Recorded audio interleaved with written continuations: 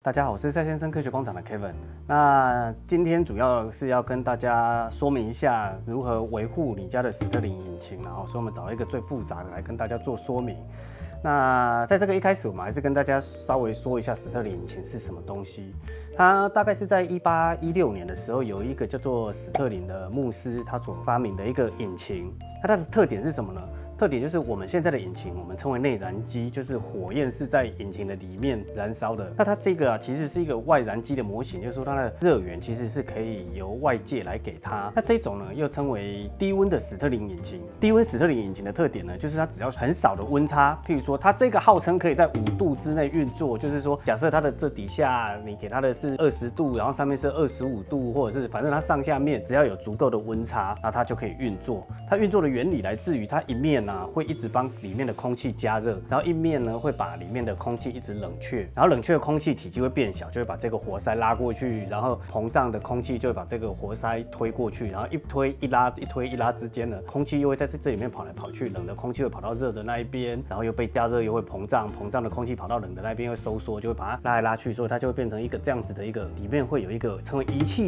移动气体的东西来让空气移来移去，在里面运作。那它的好处是什么呢？好处就是它可以在很低的温差底下运作，所以现在我们要发展的绿能有太阳能啦，有地热啊这类的东西，其实都可以再跟史特林引擎结合。那我手上的这个呢，它看起来已经转得不太顺了啦，所以我们今天就是要整个拆给大家看一下它整个的构造，然后跟它里面的东西该怎么样清洁跟保养来跟大家做说明。所以大概会需要到我左边的这一些东西，选配啦，选配看你自己喜欢什么。那首先呢，你要有一支起子，这是一定的啦，然后你就开始看到螺丝就把它转开，会是一个大灾难啦。按照顺序来，你在转东西的时候呢，都要记得帮它拍照，那这样子接下来就不会有什么太大问题。那首先以这个史特林引擎来说呢，它这里有2个活塞，然后这里有2个连杆，我们把这一个部分呢，从这里先把它拆开，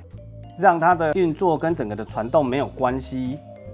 拆开来之后，你就可以看到上下已经分开了。你在每一个阶段呢，都可以稍微转一下，你大概就会知道东西卡卡的会是在哪里。譬如说刚才运作起来卡卡的，但现在起来之后比较顺了，所以它有可能是在活塞的部分会卡卡的，或者是在这个传动轴的这边是卡卡的。那我们待会就会再陆续的处理一下这一边的这些问题。接下来呢，我们就是要把这2个螺丝卸下来。这一根，我从这边一直卸给大家看好了。你把这个卸下来之后呢，你要准备一个小瓶子，把卸下来的东西都把它装起来。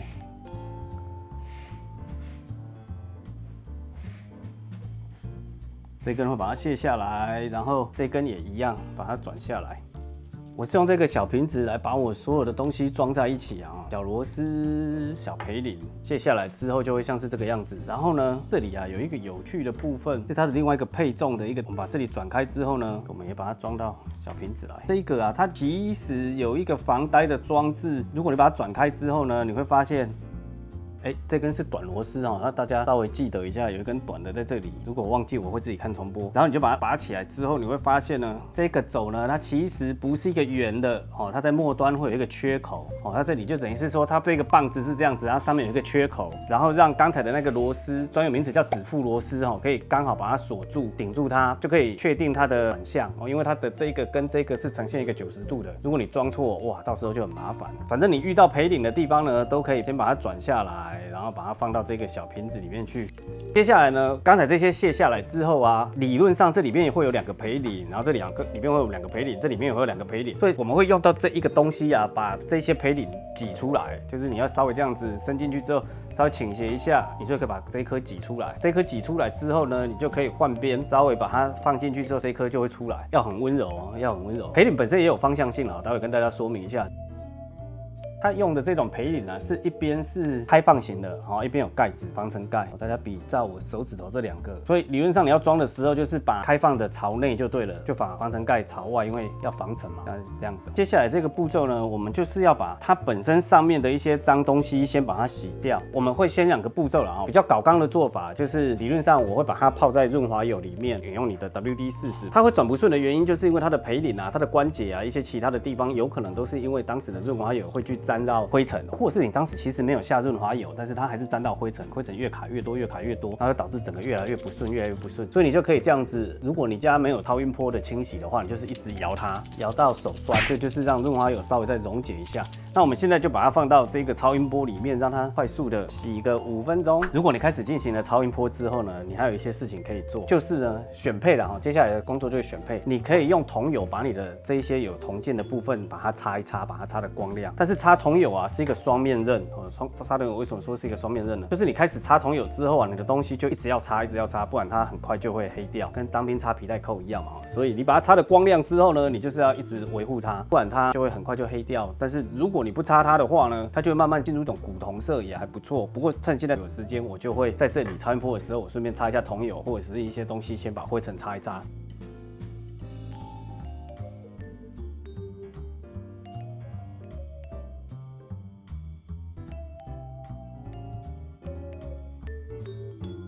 好的，大家可以看到洗完之后，桐油也擦完了。我刚才忘了做一件事情，就是你把桐油拿出来之后啊，你只要沾一点点之后，一定要盖起来，因为桐油含氨啊，闻起来旁边会有一个人一直在那里尿尿一样，会有一种很浓的尿味。但是桐油就是可以把整个铜很快速的擦得闪亮亮，缺点就是它很快就会变黑。所以有一个小诀窍，你可以用去脂油把多的桐油擦掉之后，然后再快速的帮它上一层蜡或油。假设我现在用了去脂油或酒精也可以啊，用什么都可以。把它擦过之后，然后我再用 WD-40把它上一层薄薄的保护膜，那这一次就可以撑久一点，大概是这样。所以至少在这一则影片拍完之前，它都还会是闪亮亮的。我们刚才第一个步骤就是把这一些东西拿去洗，所以大家可以看到它里面脏成这个样子。我们推测这些东西已经溶出来在油里面了。但是其实呢，你也可以跳过这个步骤，直接把这一些东西呢，用酒精或者是用去脂油，或者是用如果有玩四驱车的朋友一定知道，如果你要洗培林的时候，大家都会用一种很特别的东西，叫做打火机油，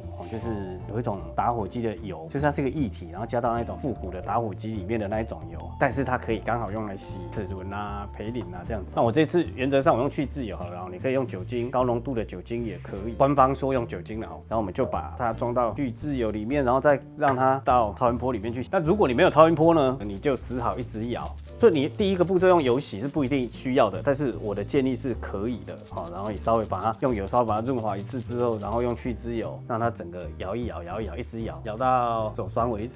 那如果有超音波呢，你就把它放到超音波里面再去。那待会呢，在进超音波之后呢，我就会开始来擦这一些，比如说它的活塞，它的活塞有可能会是卡卡的原因，我会把它活塞把它拿起来，再把它里面擦干净。这个杆子的部分呢，理论上也会把它擦干净。东西建议都不要上油啦，因为它这个东西就是扭力很低，所以你上了油之后，有可能它一开始会运转的很顺畅，但是日后有可能会导致它开始粘连之后就没那么的顺。所以这些杆子我们会待会会开始把它擦得干净，然后这个活塞的位置这2个洞也会把它擦得很干净，然后同时让它在这里面把刚才的螺丝啊、培林啊把它们洗干净。然后让杆子也进去洗一下。然后呢，你就是用你的吹球或者是你的空压机，把里面的一些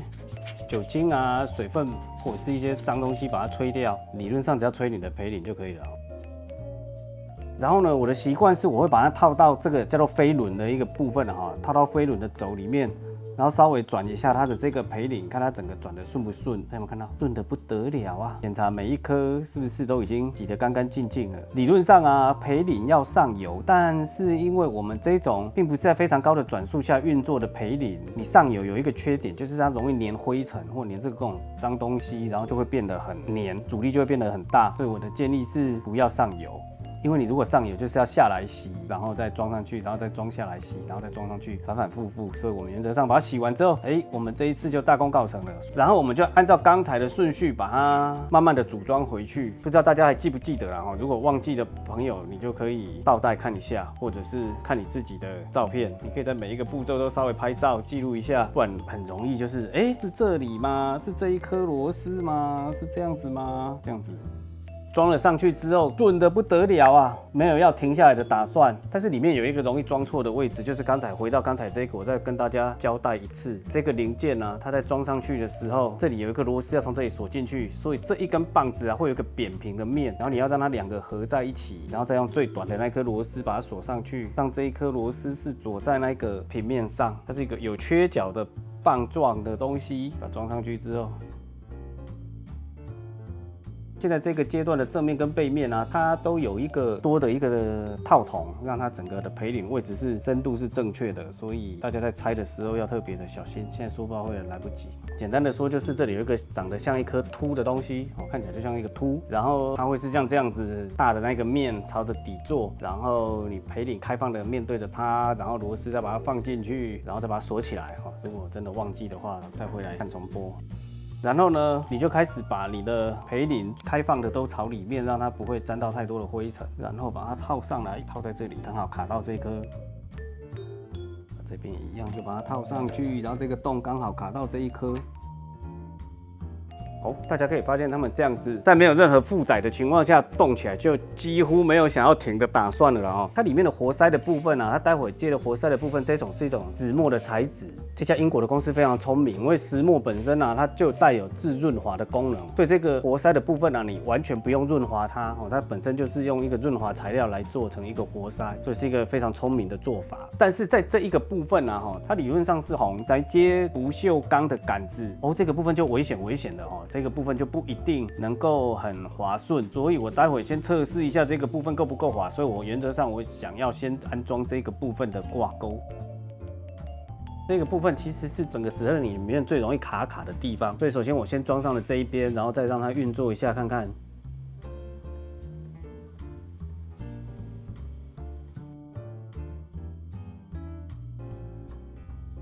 然后现在我们把这个石墨的装上去之后啊，它整个就会变成是一个密闭的系统了。然后刚才空气还会跑出来。史特林引擎的特点就是它相对的封闭而已，它空气还是会跑得出来，所以它就算是高温的点火的那一种史特林引擎也不会爆炸，因为它压力太大的时候，它就会这些杆子啊、这些活塞的位置其实都不是100%密闭的一个空间，相对而已。好了，我们整个就把它清洁拆除完之后，然后再把它重新的洗过油，然后把它每个零件都把它清洁过了。那现在我们可以用一杯热水做一下测试，看我们这整个的运作上是不是顺畅的。A few moments later， 这个是一杯热水，然后我们再把我们的引擎放在上面。如果你底下是一个泡面也可以。然后史特林引擎的特点就是它没有办法自己驱动，手要拨它一下，然后它才能够运作起来。但是这个事情啊，其实导致另外一个问题，就是之前有一个专门做散热器的公司，然后他当时想要做史特林引擎来做散热在 GPU 上面，但是后来就是因为没有人能够进去里面拨它，所以那个东西就无疾而终。但是东西有做出来，我这里有个小小的，日后再给大家看一下。但是等到它底下变热了之后呢，我们就可以稍微拨动它，然后它就可以运作起来。